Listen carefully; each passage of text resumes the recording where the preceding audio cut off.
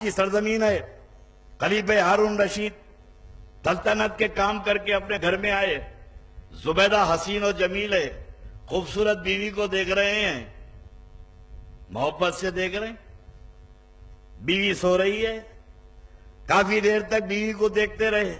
بہت زمانے کے بعد دیکھے تھے, کام سے فرصت ہی نہیں ہوتی تھی. کبھی چاند کو دیکھتے, کبھی بیوی کو دیکھتے.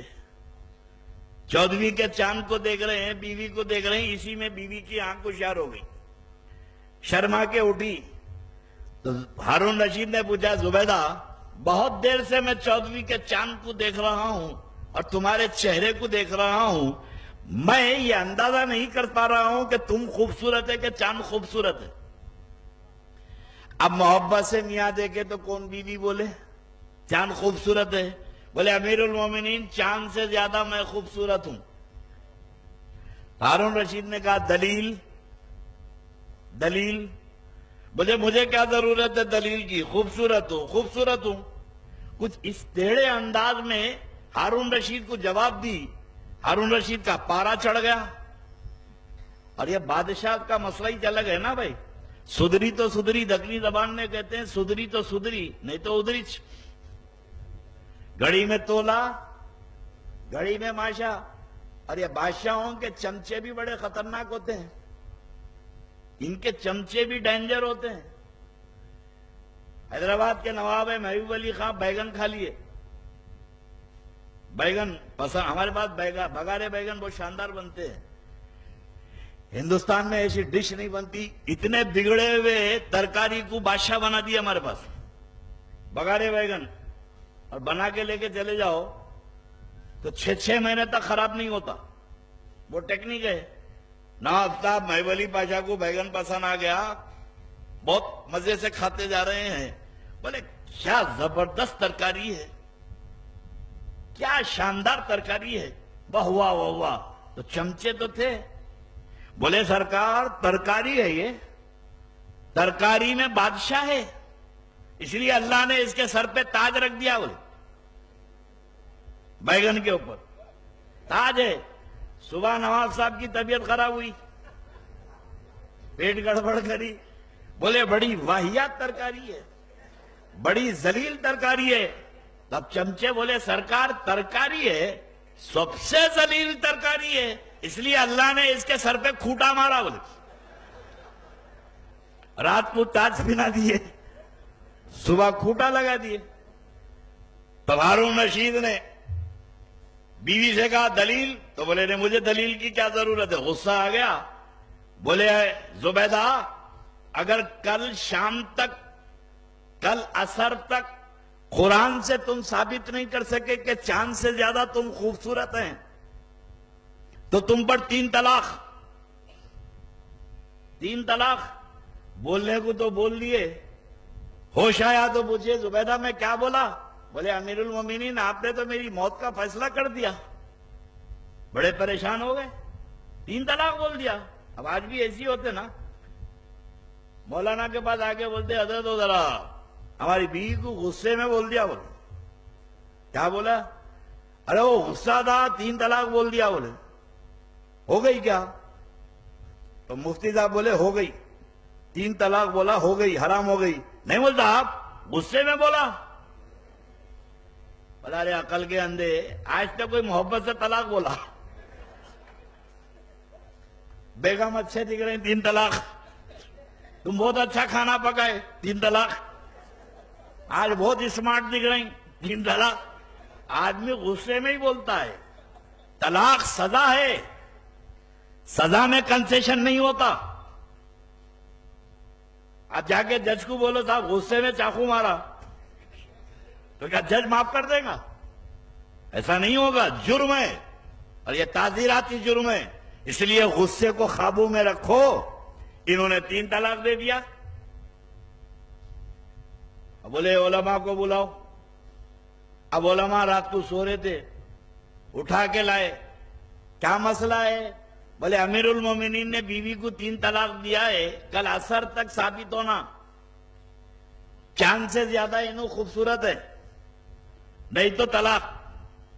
اب علماء بولے اس کی جو روح خوبصورت ہے اب وہ قرآن میں دیکھنا، اب امیر المومنین نے کیا کرتے، نمک کھائے ہوئے ہیں، نمک خاری کرنا، کتاب لے کے بیٹھے ہوئے ہیں، پوری رات گزر گئی، ہارون رشید رو رہے ہیں، صبح صبح اطلاع ہو گئی بغداد میں، تماشا ہو گیا محل میں، اب ایک کے ایک عالم آ رہے ہیں تو ساتھ میں کتابیں لے کے آ رہے ہیں، الٹ رہی پلٹ رہی، رات ہو گئی، دوپہر ہو گئی، اب جیسے جیسے وقت قریب آ رہا ہے ہارون رشید کا دل ڈوبتے جا رہا ہے کہ میری محبوب بیوی مجھ پہ حرام ہو گئی، آئے میں اس کے بغیر کیسے زندہ رہوں گا، بار بار آتا، حضرت نکالیے، بولے امیر المومنین دیکھ رہے ہیں، کہاں دیکھ رہے ہیں، ٹہل رہا ہے، ملکہ زبیدہ کی بھی باندی، زبیدہ کی باندی قریب آ کے بولی یہ مرشد کب کام آتے، یہ تو مولویوں کو بلا لیے، یہ پیر کس دن کام آئیں گے، ارے پیر قیامت میں کام آئیں گا، تم پہ تو دنیا میں قیامت آ گئی، اگر پیر کام آنے والا ہے تو جاؤ اپنے پیر کو پکارو، بیلول دانا پیر تھے، مذہوب تھے، دوڑی ہوئی قلعے کے چور دروازے سے نکلی، قبرستان پہنچی، قدموں پہ گر کے بولی کہ سرکار آپ کی باندی پہ قیامت ٹوٹی ہے اور آپ سو رہے ہیں، فرمایا زبیدہ کیا ہوا، بولے امیر المومنین نے مجھ پہ 3 طلاق دے دیا ہے، اب وقت قریب ہو رہا ہے، عصر تک جواب نہیں ملا تو میں امیر المومنین پہ حرام ہو جاؤں گی، مجھے بچا لیجئے، نہ میں امیر المومنین کے بغیر رہ سکتی ہوں نہ وہ میرے بغیر رہ سکتے ہیں، ساری دنیا کے علماء بیٹھے ہوئے ہیں، مسئلہ نکالتے ہوئے، حضرت بیلول دانا نے کہا زبیدہ تم چلو میں آ رہا ہوں، یہ محل میں آئی، حضرت بیلول دانا ننگے پیر ننگے سر، کمبل پہنے ہوئے، کمبل اوڑے ہوئے اور ببول کے کانٹے لگا لیتے تھے، بس قلندر آئے قلعے پہ، دربان نے دیکھا کہ بادشاہ کے مرشد آ رہے ہیں، قلعے کا دروازہ کھولا، حضرت اندر مسجد میں گئے اور جا کے آدمی سے کہا کہ ہارون رشید سے کہو کہ میں ملنے آیا ہوں، ہارون رشید کو لوگ جا کے بولے کہ پیر و مرشد آئے ہیں، اس کے دل پہ ذرا بار گزرا، اب یہ وقت حضرت آ کے کیا کرنے والے ہیں، مجھے کیوں بلا رہے ہیں، مگر پیر تھے، آیا آ کے قدم بوس ہوا، حضور کیسے آنا ہوا، بولے امیر المومنین ایک قرآن کی آیت پڑھ رہا ہوں، اگر غلط ہو تو صحیح کر دینا،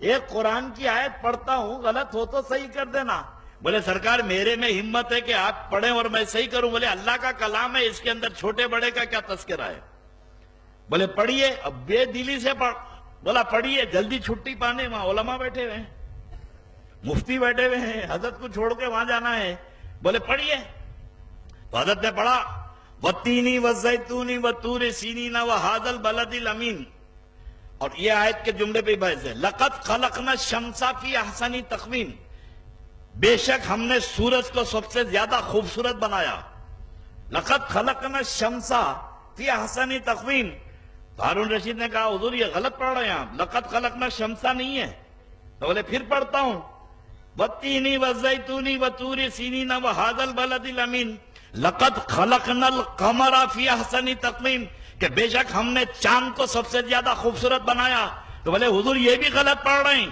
تو بولے امیر المومنین پھر صحیح کیا ہے، نہ چاند خوبصورت ہے نہ سورج خوبصورت ہے نہ چاند خوبصورت ہے، پھر ہے کیا، تو بولے حضور لَقَدْ خَلَقْنَا الْإِنسَانَ فِي أَحْسَنِ تَقْوِيمٍ، کہ ہم نے انسان کو سب سے زیادہ خوبصورت بنایا ہے، تو بولے پھر کائے کو اپنی بیوی سے جھگڑا کرتا ہے،